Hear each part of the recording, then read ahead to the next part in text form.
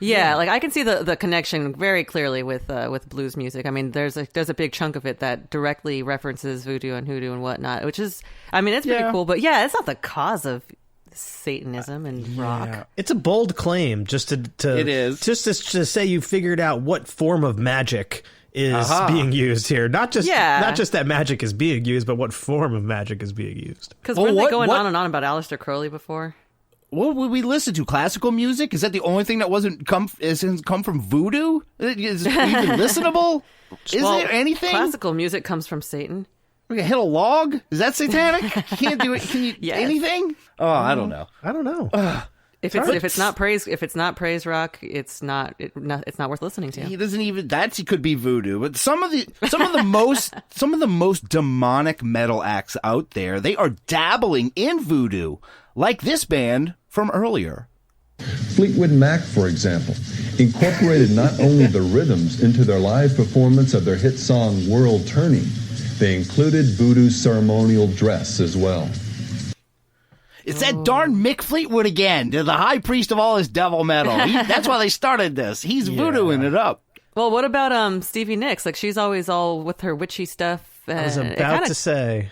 I think she must have produced this. She is completely ignored in all of this. She's not brought up once. I'm surprised she hasn't been. How'd she get Mick Fleetwood thrown out of the bus in all this? It's the whole thing. Yeah, the opening credits, and this is buried so far down. They have a damn witch in the band, and Mick Fleetwood still gets the shit end of the stick here. Yeah, I think it's because he has a crush on her. He doesn't want to run past her. They show him with a big helmet with horns on it, and they're talking about he's wearing voodoo stuff. Oh, I mean, he was. He was possessed by the devil. You saw the video. We've all seen the video at this point. We saw it. Sure. We saw that freeze frame when he said, "What is wrong with this man?" That's just not nice. Yeah, still going after him. It's unfair. Poor Big Fleetwood. I feel like this documentary would be amiss if it didn't address the top dog of occult and Satan worship, the guy himself, Aleister Crowley.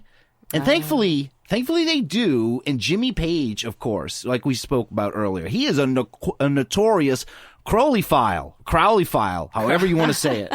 Yes. It doesn't sound good. It sounds like he's into, like, sexually attracted to crows. Crowley or Crowley? I don't even. I'm still trying to figure out. I mostly hear it Crowley, but I just call him Aleister. I just call him Aleister. That's because he's your buddy, though. You know, you guys are familiar. I don't know. This guy pronounces so many things weird. It's so annoying. Rob, it's Mr. Crowley to you. Oh, but did you know? Right. Oh. But did you know David Bowie was as well? David Bowie's 1971 album Hunky Dory featured Quicksand, a song about Crowley's cult that included the line, quote, immersed in Crowley's uniform of imagery, end quote. By 1975, biographer Henry Edwards described Bowie as having done just that, as he became obsessed with Crowleyan rituals and mantras, stored his urine in the refrigerator a la the beast's advice, and finally looked to witches and exorcism rites to deliver him from the evil spirits he felt controlled his life. I'm sorry. Did I hear that right? He was storing his urine in the fridge? This is the question we all have. So demonic. What does storing pee do? Why is that? Makes your fridge stink, I'm sure. Yeah, I think it's got something to do with energy. Maybe there's something with, like, life energy in your pee. I don't know. It's left your body. Like, what the fuck? I don't know. I've seen a lot of gamers do this. That's because they're lazy. Yeah, I think it might be a different thing, but I think it has nothing to do with this dark stuff. That's just something that he does. He's always done that since he was a kid. This is gross. He's just like an early neckbeard, this Crowley figure. Yeah, exactly. He doesn't want to tear himself from the music. It's actually cool to put your pee around you in jars and not do anything with it. That's what it's the coolest.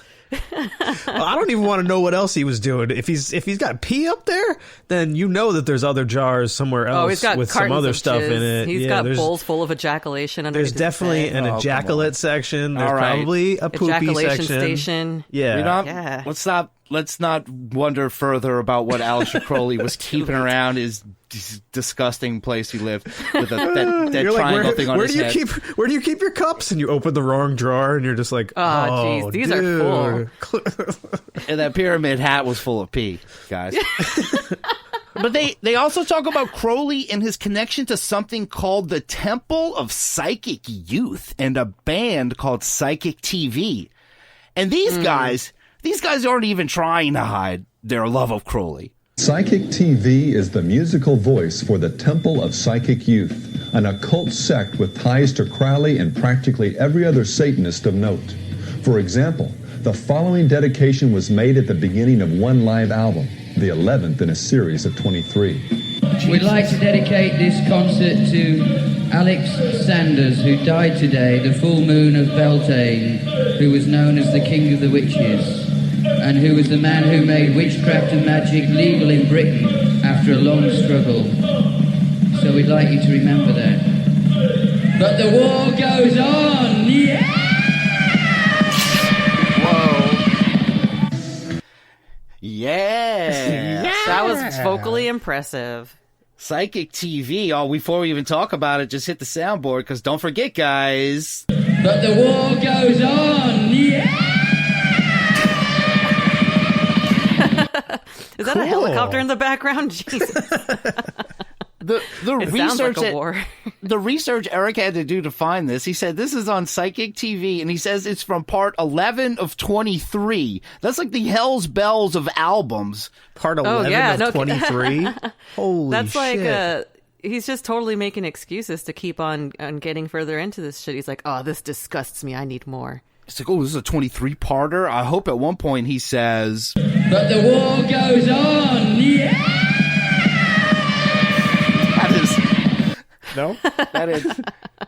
That's like with the Skeletor for like the most annoying, just like long... Oh, sorry. Oh, no, I have to disagree. That Corton shit was way more annoying than both of those. I That's couldn't true. stand his shit. And they're going to do now, what they do here is they're going to do a great segue from Aleister Crowley to the thing that we have really, really, really been waiting for. Finally, and perhaps most curious of all, Crowley, like many sorcerers, expressed an interest in backwards phenomena. For example, in his most famous work, Magic in Theory and Practice, he encourages his disciple to train himself to think backwards by external means, as set forth here following. Let him learn to write backwards. Let him learn to walk backwards. Let him constantly watch, if convenient, films and listen to records reversed. Aha! Backmasking is just another Crowley thing. And watching movies backwards, that would make you insane. I can understand records maybe, but a movie backwards, how would they even do that back then? There was no DVDs, it was like film reels. That's true. That's a good point. It's not so easy. I could, what the hell? I think Walking this sounds kind of backwards. like when you're giving busy work to a bunch of like young kids. Like, don't mind me. I'm taking all your money. Just, hey, learn to do this useless thing. Yeah, definitely. I don't think they ever actually tried to do it, because then they would have realized how difficult it is to do that. And how pointless it is. Like, what? And when was Crowley active? What was it? Go listen to this Louis Armstrong record backwards? What was even a record then? I don't know. Wait, what year was this? Crowley was around, what, in the 20s and 30s probably? Yeah. Okay. Shit, dude. Now I'm just picturing Gatsby, all these people doing the Charleston backwards and shit. I don't know. Yeah, they have dancing backwards. Oh, it looks backwards anyway. Well, like I said earlier, this is the part I remember the most, because they're going to do it now. They're going to get into the backmasking, and they start with a long and not even hidden really one. They do get better, I think. But here's a backmasking from the band Venom. Listen to the beginning of In League with Satan from Venom's album Welcome to Hell.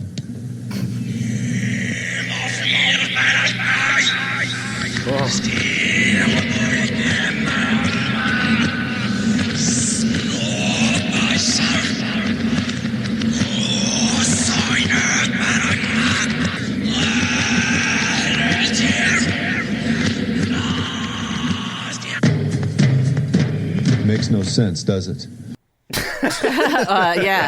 Duh. Exactly. It makes no sense. Talk about a long backmasking, but it was worth it to hear him say this. Makes no sense, does it? I want that to be back to back with, well, now this so far makes sense. Yeah, of course. But hey, so we got to hear this long, drawn out thing. Let's reverse it now.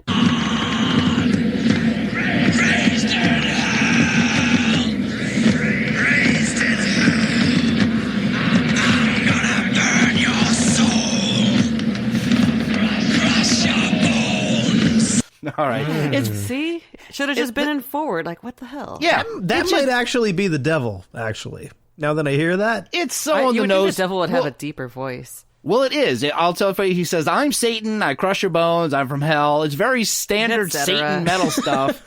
Yeah, just the canned Satan. It's like the stuff that he always says. It's like, man, I bet you say that to all of the heathens. And I'm going to give Eric props for this response to the Venom clip, because he digs the weirder backmasking like I do. Not this junk. It's evident that Venom had this backmasking done intentionally, and therefore, it could be argued that there is no significance here beyond the fact that three guys like to get weird, probably just as a gimmick to sell records. But now consider the second type of backmasking. With this variety, the vocal track makes sense both ways. When you listen to the music forwards, you hear one message. When you listen to it reversed, however, you hear something entirely different. Yeah, so what he's saying is this is just three goofs, they're having a laugh, but that the really good backmasking are the actual hidden ones. He breaks it down into three types. According to Eric, there are three types of these backmask messages in music. There's the intentional, which is that lame Venom one where it's just say it, we know I'm Satan, I crush bones. And then the second one is the accidental, which he states is almost impossible, especially considering that the majority of these messages are intrinsically demonic. And the one that he subscribes to is the third. Let's hear it from him. The only workable explanation is our third choice, that it's spiritual, that outside intelligent forces with supernatural power are occasionally able to play an artist much like we would play a musical instrument. Biblically, this makes perfect sense. This makes perfect sense. Biblically, okay. That's the only thing it could be. He's saying the accidental. These messages are placed there spiritually by the devil himself. These aren't the accidental ones. These are more spiritually. It's you get intentional, accidental, and spiritual. And it's the devil, I'm assuming, is messing with artists and making them do this stuff. It's like having a feature from the devil on your album. Yeah, featuring Satan. Which is kind of cool. I mean, I'd be freaking honored just to have anybody featured on any of my shit. But I have a quick question. Sure. So the accidental versus the spiritual, like, well, wouldn't those spiritual ones, like, be made to look accidental? Like, we would think that they're accidental, right? Well, they're completely impossible to do because all of the messages are of ones of Satan. That's what he says. That's all I know. Now it's time. We're going to hear, though. Let's hear one of these third kinds of encounters or backmasks. Let's hear it. Our first example is from Electric Light Orchestra's El Dorado album. Here's a segment from the title song played forwards. I'll sail away on a voyage of no return to sea. If eternal life is meant to be. Okay, some ELO. There's nothing particularly evil happening there. No, I couldn't tell what he was saying at all, but I was enjoying the music. Yeah, I didn't sense Satan involvement at all. No, it was beautiful. It was angelic. Not so fast. Let's hear that in reverse. Now, here's that same segment played backwards.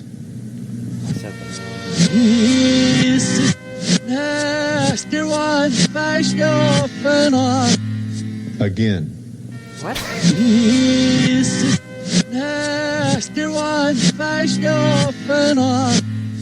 All right, did you hear it? I heard nasty one. Ask your wife about Venom? Yeah, ask your wife about Venom. She knows she's a nasty one. Okay. He's saying he's the nasty one. Christ, you're infernal. What? So now let's hear it again now with the knowledge of the message. Eric, one more time. One more time.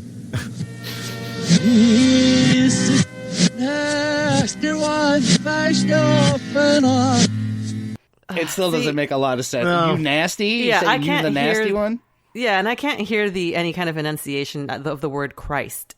You know, like it was like it could have been anything. Like, yeah, he's grabbing for straws. It doesn't sound like there's enough words to be what they're saying it is. No. I don't know. This is just a first example. We're going to hear another one now. And look, I just want to say this one is for all the sorcerers out there. You two also. Shout out to the sorcerers.